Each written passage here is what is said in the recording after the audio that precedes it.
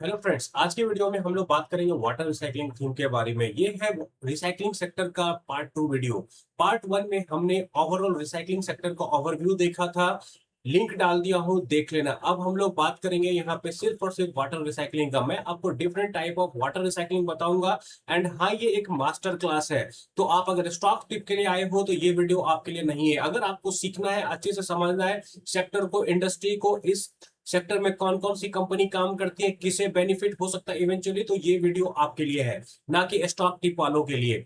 तो सबसे पहले हम लोग बात करते हैं वाटर रिसाइकलिंग के बारे में। ये वाटर रिसाइकलिंग है, it can grow at a CAGR of 18 to 22%। लेकिन अगर इसमें से हम छोटी कंपनी को पकड़ लें विद अच्छे मैनेजमेंट, तो this company can easily grow at a CAGR of 30%। And given कि कुछ उसके सब सेक्टर्स हैं, जैसे कि जीरो लिक्विड डिस्चार्ज, अगर उसमें से हम अच्छी कंपनी को पकड़ ले तो we can have higher growth, like 40% का सीएजआर भी मिल सकता है हमें।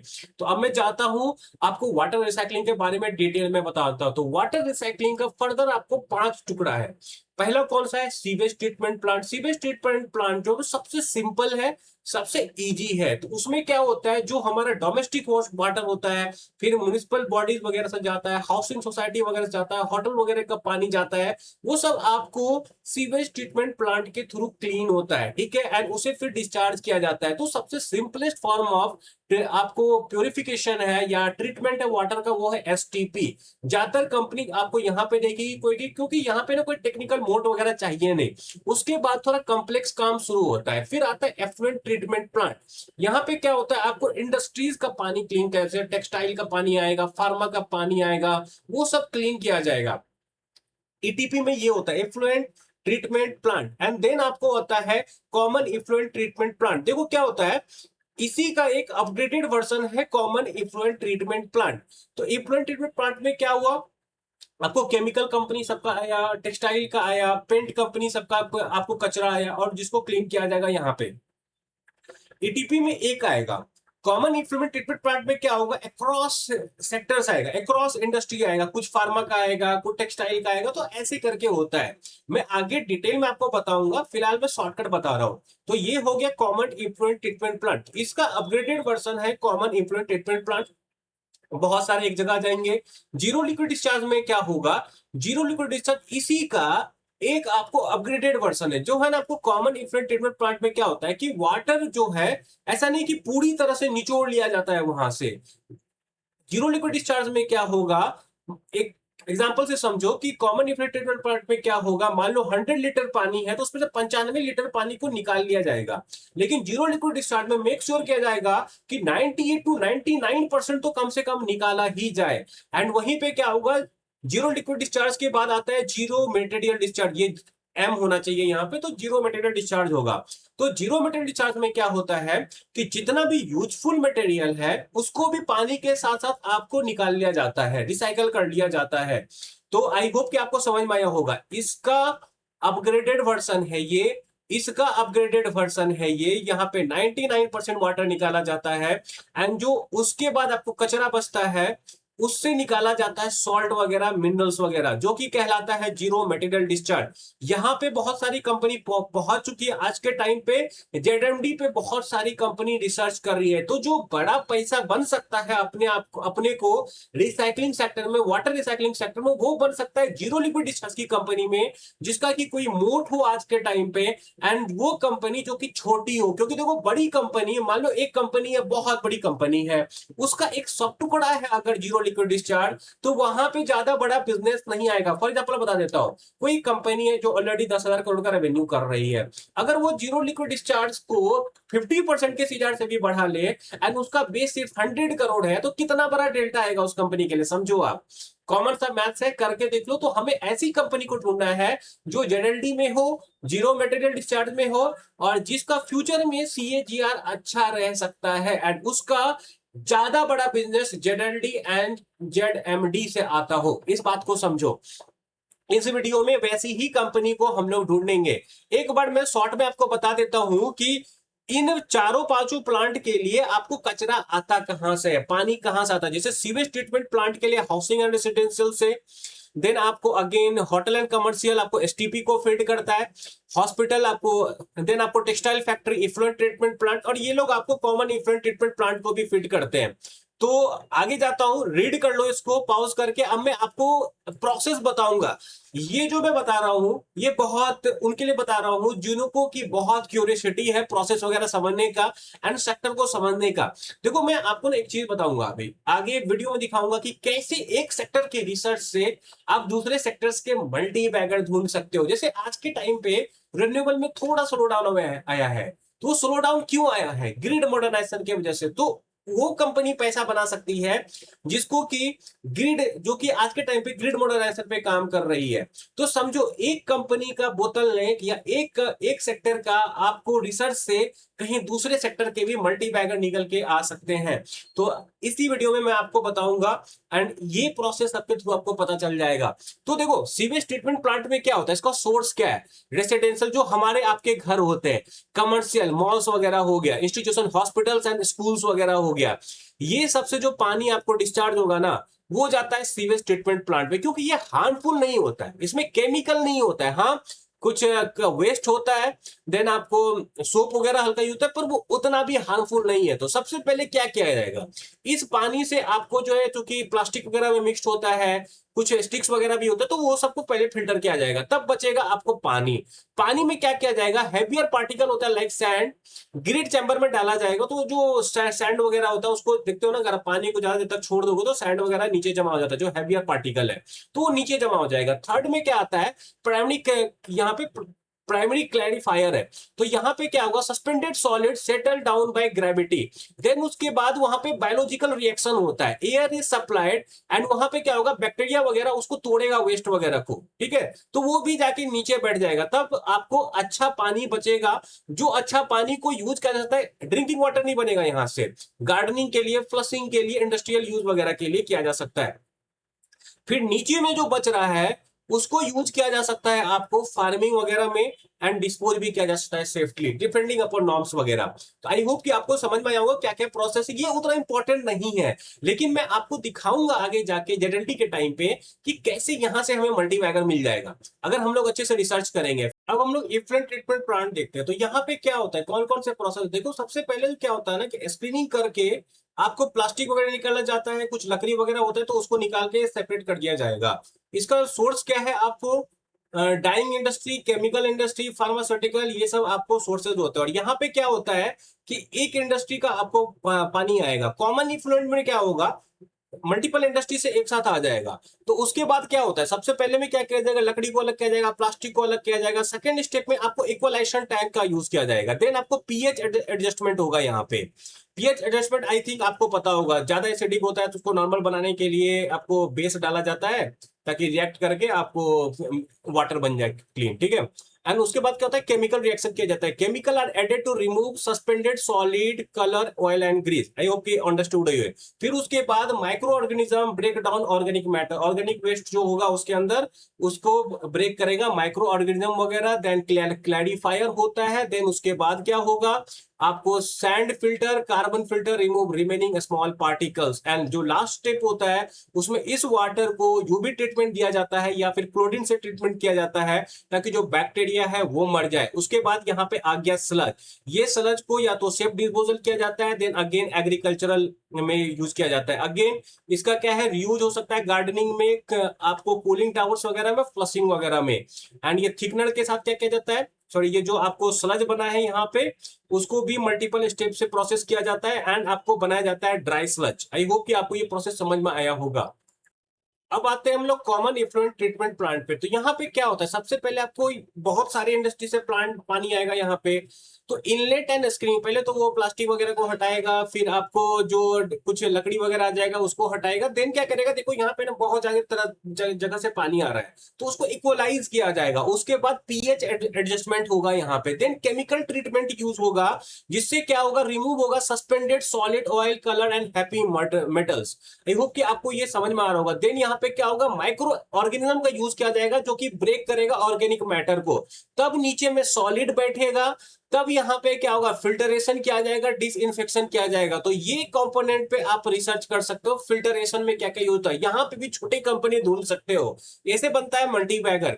फिर ये डिफरेंट डिफरेंट प्रोसेस, उसके बाद जो स्लज बनेगा, स्लज बेसिकली क्या है, जो नीचे में बैठ रहा है उसको या तो डिस्पोज किया जाता है कहीं कहीं, या तो एज एग्रीकल्चरल प्रोडक्ट वगैरह आपको यूज किया जाता है। तो थोड़ा सा डिफरेंस है, अगर आप देखोगे effluent treatment plant and common effluent पे थोड़ा डिफरेंस है। वहां पे क्या एक ही जगह का पानी आता है तो मिलाने का जरूरत नहीं है, यहाँ पे डिफरेंट डिफरेंट जगह का पानी आ रहा है तो आपको इक्वलाइज करने का जरूरत है। पीएच एडजस्टमेंट, आई होप कि आपने 7-8 क्लास में पीएच पढ़ा होगा, एसिड बेस वाला याद ही होगा मेरे हिसाब से।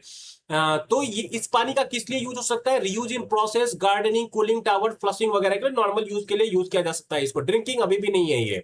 आते हैं जेडएलडी में, तो जेडएलडी में क्या हुआ, जेडएलडी इज नथिंग बट आपको सीईटीपी प्लस आपको जितना ज्यादा से ज्यादा हो सके वाटर को निचोड़ लिया जाए, दैट्स ऑल। तो यहाँ पे क्या हो रहा है, वही सब है, इक्वलाइजेशन टैंक। हाँ, एक बार देख लो कि सोर्स क्या है, टेक्सटाइल इंडस्ट्री हो गया, केमिकल इंडस्ट्री हो गया, pharmaceutical industry, food and beverage industry, other industry वगैरह का हो गया। तो देखो कोई लोग पूछते हैं कि मैं सब डायग्राम कैसे बनाता हूँ। देखो पहले तो मैं रिसर्च करता हूँ, एक रफ डायग्राम बनाता हूँ एंड एआई का यूज करता हूँ इसको एक अच्छे डायग्राम बनाने में, दैट्स ऑल। रिसर्च मेरा रहता है, पहले खुद से बनाता हूँ, फिर इनको बोलता हूँ कि मुझे इसको अच्छे डायग्राम बना दो। तो आप लोग बहुत लोग पूछते हैं मुझसे, ये तो बता दे रहा हूँ। तो यहाँ पे क्या है, ये सारी इंडस्ट्री हुआ, देन आपको ये सारा तो सेम ही प्रोसेस है यहाँ पे। फिर इस प्रोसेस में ना रिवर्स ऑस्मोसिस वगैरह का यूज किया जाता है। तो अगर आपको याद हो, आपने बचपन में पढ़ा होगा रिवर्स ऑस्मोसिस के बारे में, एग्जैक्टली मुझे याद नहीं है, आई थिंक 9-10 में ये भी था। तो रिवर्स ऑस्मोसिस में क्या किया जाता है, पानी को प्योर किया जाता है, सिंपल भाषा में समझा जाए तो। अगेन उसके बाद ये कुछ स्टेप्स जुड़ जाते हैं, जैसे रिवर्स ऑस्मोसिस वाला हुआ। अगर सीईटीपी देखोगे तो सीईटीपी यहाँ पे खत्म हो गया, यूवी मारा, यूवी पे बैक्टीरिया खत्म कर दिया, सीईटीपी खत्म। लेकिन जेडएलडी में क्या हुआ, फिल्टरेशन के बाद अल्ट्रा फिल्टरेशन हुआ, रिवर्स ऑस्मोसिस हुआ। ये थोड़ा महंगा भी होता है, इसीलिए मतलब सरकार फोर्स करती है करो एंड ताकि पानी को पूरा के तरह पूरा का पूरा यूज कर सको तुम लोग। Then again multi effect evaporator वगैरह आएगा, कंडेंसर आएगा, क्रिस्टलाइजर आएगा, ये सॉल्ट को निकाला जाएगा एंड इसमें से जो इंपॉर्टेंट हुआ उसको रिकवर किया जाएगा एंड वो आता है जीरो मटेरियल डिस्चार्ज के अंदर। ये रीड कर लो यहाँ पे। तो आई होप कि पूरा प्रोसेस आपको समझ में आ रहा हो। तो सिंपल भाषा में समझा जाए तो जो बड़ा पैसा बनाएगी वो आपको जेडएलडी कंपनी बनाएगा। क्यों, क्योंकि देखो स्टेप ही कॉम्प्लेक्स है, ये करना आसान नहीं है, सारी कंपनी नहीं कर सकती है। आपको अल्ट्रा फिल्टरेशन चाहिए, रिवर्स ऑस्मोसिस चाहिए, उसके बाद जो आपका आरओ रिजेक्ट है, कंसंट्रेट है, उसके लिए आपको मल्टी इफेक्ट एवापोरेटर आ जाएगा, कंडेंसर आ जाएगा, क्रिस्टलाइजर। तो ये बहुत सारे हैं। तो जो कंपनी आपको जेडएलडी में काम करेगी उसका एक अलग मोड होगा और उसमें से आपको ढूंढना है एक स्मॉल कैप कंपनी। अब आता हूं मैं आपके लिए कुछ कंपनी को लिस्ट डाउन करके रखा हुआ हूं जो कि आपको इसमें काम करती है एंड मार्केट कैप से सॉर्टेड है। सॉरी, वाटेक ववाक सबसे ऊपर आ गया है, लेकिन यहाँ पे क्या है, देखो वाटेक ववाक हो गया जो कि आपको जेडएलडी में काम करती है, लेकिन ये ऑलरेडी बड़ी कंपनी है। मुझे तो ऐसी कंपनी अट्रैक्ट नहीं करती। आई 1000 करोड़ 2000 करोड़ 6000 करोड़ उससे ज्यादा कंपनी को मैं नहीं देखता हूं, क्योंकि मैं एक एसएमई शेयर होल्डर हूं। अगर आप स्मॉल कैप हो तो आप 5-10 हजार करोड़ वाले कंपनी को देख सकते हो, लेकिन मेरे हिसाब से इंडस्ट्री इतना बड़ा भी नहीं है कि अगर हमें मल्टी बैगर ढूंढना है तो 10,000 करोड़ वाली कंपनी हमारा मल्टी बैगर बन जाएगी। When I am talking about multibagger I am talking about 10x का रिटर्न। ठीक है, दूसरी कंपनी आती है थर्मैक्स। थर्मैक्स भी है जेडएलडी में, लेकिन again it's too big, 50,000 crore का मार्केट कैप। आयन एक्सचेंज है, आयन एक्सचेंज भी जेडएलडी में है, लेकिन इसका थोड़ा पोर्शन है। तो अगर आप रिसर्च कर सकते हो आयन एक्सचेंज पे भी, देखो आपको क्या करना है, जैसे आयन एक्सचेंज देखना है, आयन एक्सचेंज खोलो, उसके बारे में पढ़ो कि इसका जेडएलडी कितना रेवेन्यू का कंट्रीब्यूशन है एंड फ्यूचर क्या प्लान है। मान लो आयन एक्सचेंज एक कंपनी है जिसका जेडएलडी से 20% रेवेन्यू आता है, अगर वो जेडएलडी को 100% के सीआर से भी बढ़ा ले तो ज्यादा बड़ा रेवेन्यू ग्रोथ नहीं होगा। This is what I am trying to say, कि आपको सबसे पहले ये कंपनी को ढूंढना है, उस कंपनी को ढूंढना है जिसका जेडएलडी ज्यादा हो। जैसे यहाँ पे दो कंपनी है, आप Apex Ecotech and Felix industry, इन दोनों का आपको जेडएलडी ठीक ठाक है। ठीक ठाक है जेडएलडी। इवन फिलिक्स इंडस्ट्री का तो मल्टी सेक्टर प्रेजेंस है यहाँ पे, ये लोग प्लास्टिक रिसाइकलिंग भी करते हैं, आपको जेडएलडी भी करते हैं। देन एक और कंपनी है जिसका कि मैं अपने मेंबर के लिए वीडियो बनाया हूं, वो प्योर प्ले जेडएलडी है, उसका 95% जेडएलडी से आता है एंड 5% एंड अगेन वो जेडएमडी पे भी रिसर्च करिए, वो भी इंटरेस्टिंग बनाता है, वीडियो में डाल दूंगा देख लेना। एपेक्स इकोटेक भी एक जेडएलडी की कंपनी है जिसपे मैं वीडियो बनाऊंगा बहुत ही जल्द। कॉनकॉर्ड इन्वायरो सिस्टम, देखो ये कंपनी बोलती है मैं जेडएलडी करता हूं, लेकिन इसके बहुत सारे बिजनेस वर्टिकल्स हैं, ये बस जेडएलडी ही करती है, लेकिन जेडएलडी करती है, लेकिन ऐसा नहीं कि जेडएलडी इनका मेन बिजनेस, इनके बहुत सारे बिजनेस है वाटर रिसाइकलिंग में। उसके अलावा Vishnu Prakash Punge, I don't trust this company and again it's only in sewage treatment plant, तो ये मुझे अट्रैक्टिव नहीं बनाता है। डेल्टा वाटर इंफ्रा आपको वाटर इंफ्रा में भले ही है, लेकिन ये इन पांचों में से नहीं करती। ये क्या करते हैं, ग्राउंड वाटर रिचार्ज वगैरह करते हैं आपको। आई थिंक ये एसटीपी में है, देख लेना एक बार। एंड ग्राउंड वाटर रिचार्ज में करते हैं। ग्राउंड वाटर रिचार्ज का भी डिमांड बढ़ने वाला है इंडिया में, क्यों? क्योंकि इंडिया में जगह जगह पे आपको क्या हो रहा है कि वाटर का लेवल नीचे जाता जा रहा है, तो उसको उसको यूज करने के लिए, उसको बढ़ाने के लिए अगेन डेल्टा वाटर जैसी कंपनी है। तो आपको सिंपल भाषा में समझा देता हूं, जो ये कॉमन इफ्लुएंट ट्रीटमेंट प्लांट सबका जो पानी आता है, अगेन नहीं कॉमन इफ्लुएंट ट्रीटमेंट प्लांट नहीं, ये जो एसटीपी सबका जो पानी आता है, इसको आपको नदी में भी बहाया जा सकता है, लेक में बहा जा सकता है, और इसको यूज किया जा सकता है ग्राउंड वाटर रिचार्ज के लिए भी। तो वहां पे कौन सी कंपनी आएगी, वहां पे आपको डेल्टा वाटर जैसी कंपनी आ जाएगी। तो जाओ रिसर्च करो, delta water can again be a good option, good option इस सेक्टर से हो सकती है, क्योंकि ग्राउंड रिचार्ज में काम कर रही है, उसका एक्सपर्टाइज है ग्राउंड रिचार्ज में। तो जो मैं डार्क ग्रीन में कलर कर रखा हूं, इसका ठीक ठाक प्रेजेंस है। जैसे अगर आपको जेडएलडी चाहिए, दोनों एसएमई है, प्रॉब्लम यही है दोस्त, अगर आपको आपको अच्छी अपॉर्चुनिटी चाहिए, इमर्जिंग सेक्टर में चाहिए, तो वो ज्यादा आपको एसएमई में ही मिलेगा। पूछो क्यों?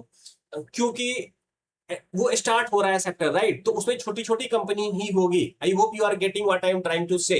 तो एपेक्स इकोटेक एंड फेलिक्स पे एनालिसिस करो। फेलिक्स का वीडियो आपको मेरे चैनल पे मिल जाएगा मेंबर ओनली में। एपेक्स का अभी तक आया नहीं है, मैं बहुत जल्दी लाऊंगा। डेल्टा वाटर आपको फ्रीली अवेलेबल है एंड वो आपको सबके लिए। इन्वायरो इंफ्रा पे भी है, इन्वायरो इंफ्रा का आपको मेन जो बिजनेस है। एंड एक चीज बताता हूँ इन्वायरो इंफ्रा के बारे में, डिटेल वीडियो मिल जाएगा।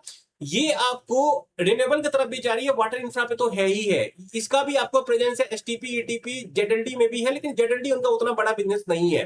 तो आप देख लेना, इन्वायरो इंफ्रा पे वीडियो बनाया हूं, वो भी काफी हेल्पफुल लग सकता है आपको। तो आई होप कि आपको समझ में आया हो मैं क्या क्या बताया हूं। लुक फॉर दोस कंपनी जिसका जेडएलडी में काम ज्यादा बड़ा हो, बेस छोटा है, 60-70% ऑफ बिजनेस जेडएलडी से आता हो, नहीं तो फ्यूचर में आए। ऐसी कंपनी लेके कोई फायदा नहीं है जो ऑलरेडी बड़ी हो एंड वो जेडएलडी में जा रही है, उसके लिए ग्रोथ उतना बड़ा नहीं होगा। फॉर एग्जांपल मैं क्या बताता हूं, उन बैटरी वालों के पास मत जाओ, जैसे हमारा राजा हो गया, एक्साइड हो गया, वो बैटरी वाले कंपनी आपको ज्यादा रेवेन्यू नहीं बना के दे सकते हैं बैटरी में, क्योंकि वो क्या होगा, उनका थोड़ा लीड एसिड बैटरी जो है उसका थोड़ा बहुत सब्स्टिट्यूट हो जाएगा लिथियम आयन बैटरी से, थोड़ा बहुत रेवेन्यू बढ़ जाएगा, 15% 20% से, एक्सपोनेंशियली नहीं बढ़ेगा। मैं आपको ये सिखा रहा हूं कि आपको हमेशा एक्सपोनेंशियल ग्रोथ टारगेट करना है। 60-70% का सीएजीआर, 70% का सीएजीआर, समझ रहे हो ना? आई होप कि आपको समझ में आ रहा होगा। अगर मार्केट में हो ना, ज्यादा बड़ा ग्रोथ देखो, और ज्यादा बड़ा ग्रोथ आपको कहां मिलेगा, स्मॉल कैप कंपनी में। एंड स्पेशली अगर जेडएलडी आपको देखना है, तो जेडएलडी वगैरह में आपको ऐसी कंपनी में मिलेगा। वाटर रिसाइकलिंग में अगर आपको जेडएलडी देखना है, तो ऐसी कंपनी को देखना है जो कि जेडएलडी में जिनका काम ज्यादा है, ना कि वो कंपनी जिनका जेडएलडी में काम थोड़ा है। तो आई होप कि आपको समझ में आ रहा होगा, मैं आपको थॉट प्रोसेस सिखा रहा हूं यहाँ पे। हाँ, एक और चीज बता रहा हूँ, जेडएलडी में बताना भूल गए, जैसे ये सब है ना ऑस्मोसिस वाला प्रोसेस, ये सब के लिए कौन ईपीसी भी करती है ना, वो भी ढूंढो, वो भी आपको हेल्प कर सकता है। एंड अगेन ये सब प्रोडक्ट कौन कौन बनाती है, कोई कंपनी स्पेसिफिकली इस सेक्टर के लिए बना रही है कि नहीं, वो सब ढूंढो, यहाँ से आपको मिलेगा मल्टी बैगर। फॉर एग्जाम्पल मैं एक कंपनी का एनालिसिस कर रहा था, एयर फ्लोर रेल करके, तो उस कंपनी के एनालिसिस के दौरान मुझे क्या पता चला कि कंपनी है बिग बैंग बूम सॉल्यूशन, जो कि आपको एंट्री ड्रोन का काम करती है। तो मेरे को ये पता चला अगर ये कंपनी का कल को आईपीओ आएगा ना, तो हो सकता है अट्रैक्टिव बन जाए। तो ऐसे ही आपको एक कंपनी का एनालिसिस करते करते दूसरा कंपनी मिल जाएगा कभी कभी। तो यहाँ पे आपको ये पता चल रहा है कि जेडएलडी का डिमांड बढ़ेगा, तो हो सकता है कि यहाँ से भी थोड़ा बहुत हमको अच्छा पैसा बन जाए। तो अगेन रिसर्च करो, ये भी देखो कि ये सॉलिड को साल्ट जो है, इसको कौन फिल्टर करेगा, कौन कौन कंपनी फिल्टर करने पे काम करेगा, जेडएमडी में देखो। तो again you have to think, सोचोगे तभी पैसा बनेगा, एंड सोचोगे, मेहनत करोगे, रिसर्च करोगे तभी पैसा बनेगा। किसी दूसरे को फॉलो करके कभी पैसा नहीं बनेगा। दूसरे के नॉलेज को यूज करो अपना एनालिसिस करने के लिए, एंड उसको उस पे अपना मेहनत करके एनालिसिस करो, तब बनेगा अच्छे अच्छे कंपनी आपको। आई होप कि आपको मेरा वीडियो अच्छा लगा होगा। अच्छा लगा होगा तो लाइक से सब्सक्राइब कर देना, एंड दैट्स ऑल। बाय।